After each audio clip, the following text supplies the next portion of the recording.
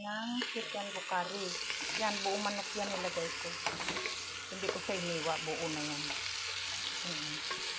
Lagyan ko siya ng paminta. Lagyan natin siya ng tubig.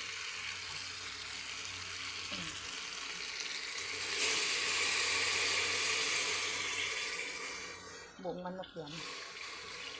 Walang hiwa-hiwa. Ayan. Pakuluan ko na lang siya hanggat sa lumambot. Ayan. Pakuluan ko. Tapos nagawa ko ng carrot.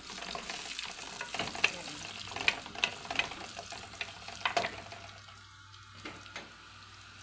Sunog ko yung carrot ko. Ilagay mo maya yung kanin.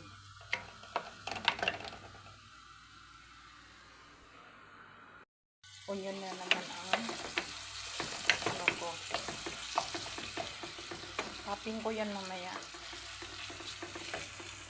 Kaya mga sisi, thank you po.